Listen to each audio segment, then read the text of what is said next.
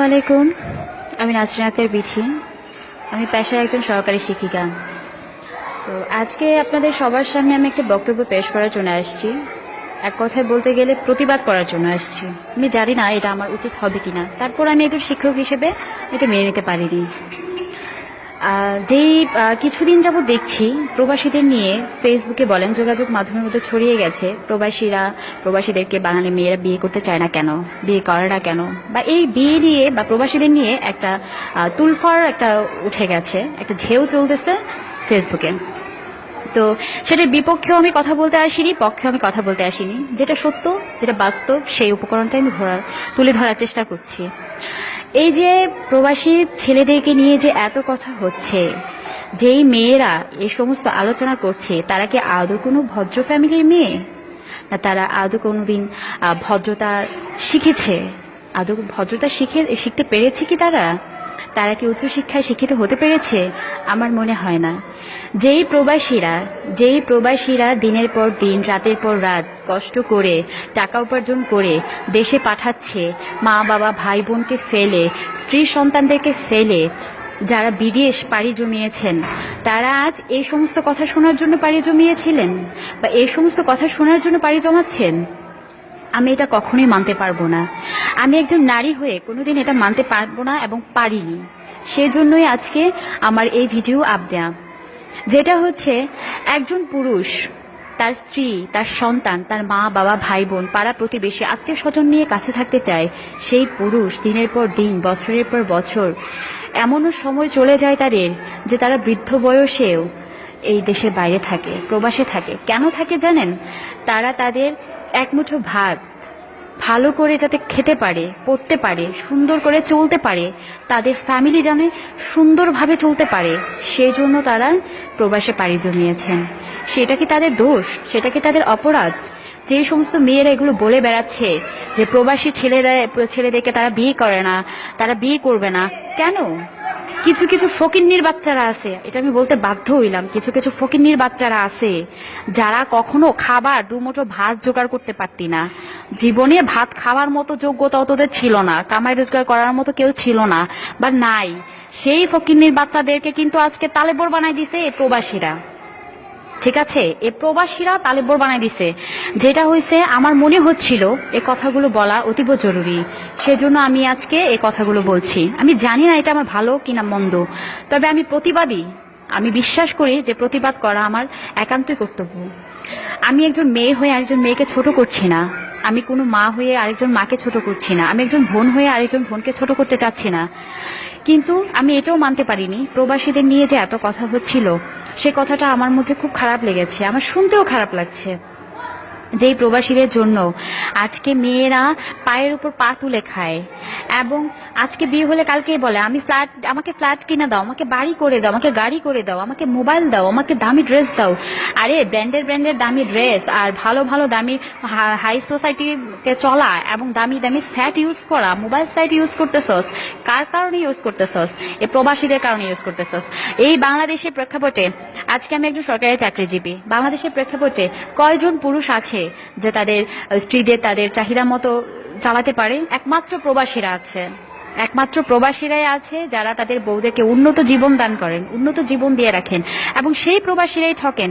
তাদের বউরাই স্বর্ণ অলংকার নিয়ে পালায় চলে যায়, এজনের হাত ধরে ওজনের হাত ধরে ছেলে মেয়ে ফালাইয়া এভাবে চলে যায়। আমি আসলে এটা মানতে পারিনি। কেন মানতে পারিনি জানেন? আমি কুমিল্লা ডিস্ট্রিক্টের, আমি কুমিল্লা জেলার মধ্যে দেখা গেছে যে অধিকাংশ পুরুষ মানুষই দেশের বাইরে থাকে, অধিকাংশ মানুষই বিদেশে পাড়ি জমিয়েছেন। তাই বলে কি তারা বিদেশে পাড়ি জমিয়েছেন বলে কি তাদের অন্যায়, তাদের দোষ? আমি এটা মানতে পারলাম না। এবং আমি সেই সমস্ত মেয়েদেরকে বলছি যে সমস্ত জন্মের দোষ আছে, সেই সমস্ত মেয়েদের জন্মের দোষ আছে। ঠিক আছে, এই যে 3-4টা মেয়ের জন্য হাজার হাজার মেয়েকে এত কথা শুনতে হচ্ছে, কেন? আমাদের কি দোষ? কিছু কিছু মেয়েরা খারাপ কাজ করে, বাকি দোষগুলো পড়ে আমাদের মতো সাধারণ মেয়েদের উপর। কেন পড়বে?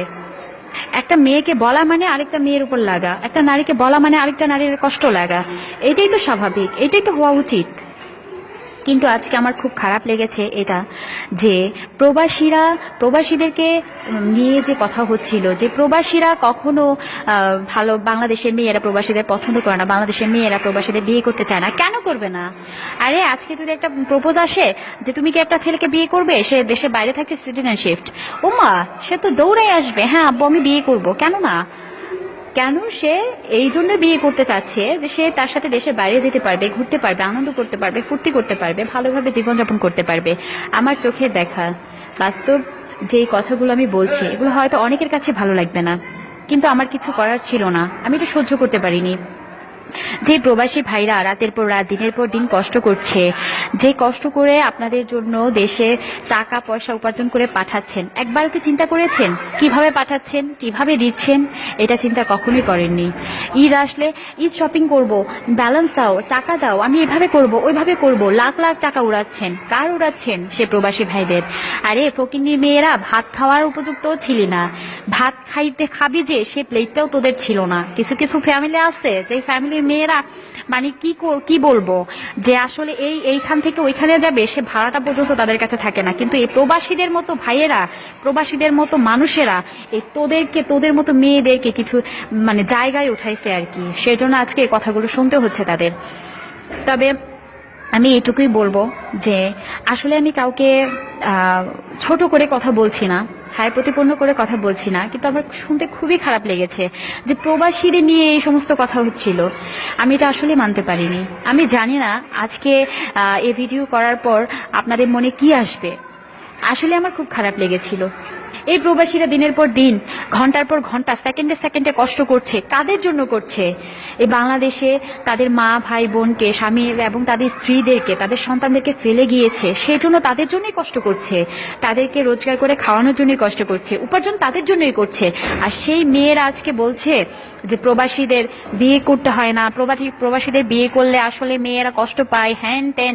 এগুলো কোনো কথা? এগুলো কোনো ভালো বংশের মেয়েদের কথা? আমার মনে হয় না। কখনো কোনো ভদ্রতা, কোনো নম্রতা, কোনো কি বলবো, যে শিক্ষিত ফ্যামিলির মেয়েরা কখনোই এগুলো বলতে পারবে না, এবং তাদের মুখ দিয়ে কখনোই এটা আসবে না। আমি তো এটা মানতেই পারছি না যে প্রবাসীরা এত কষ্ট করছে, দিনের পর দিন, ঘন্টার পর ঘন্টা এত কষ্ট করছে। কাদের জন্য? আরে 2টা টাকার জন্য ভিক্ষা পর্যন্ত মানুষ করে, 2টা পয়সার জন্য ভিক্ষা মানুষ পর্যন্ত করে। ব্র্যান্ডের শাড়ি, ব্র্যান্ডের গেঞ্জি, ব্র্যান্ডের টি শার্ট, ব্র্যান্ডের প্যান্ট, ব্র্যান্ডের আর কি বলবো, যে মোবাইল সেট, এগুলো ইউজ করতেছিস কার জন্য জানোস? একমাত্র প্রবাসীদের জন্য। আরে 10,000, 20,000, 25,000 তোদের কাছে কোনো ব্যাপারই না।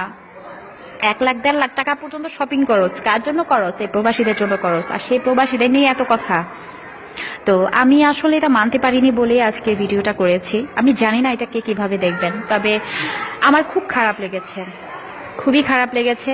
এই সমস্ত মেয়েদের জন্য, এই সমস্ত কুলাঙ্গারদের জন্ম দিয়ে যে মা বাবা কি ভুল করেছেন তার নিজেও জানে না।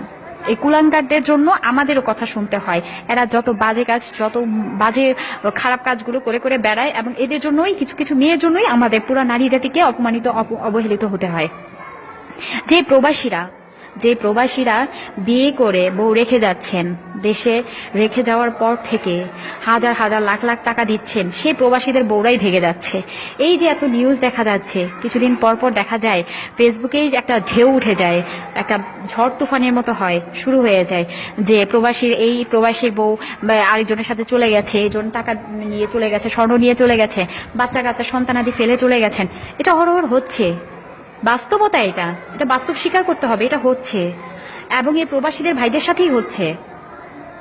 তোরা যে দিনের পর দিন এই প্রবাসীদের ঠকাচ্ছিস, প্রবাসীদের সাথে মেলামেশা করছিস, তাদের সংসার করছিস, তোদেরকে এক বিন্দু লজ্জা লাগে না? লজ্জা আছে তোদের?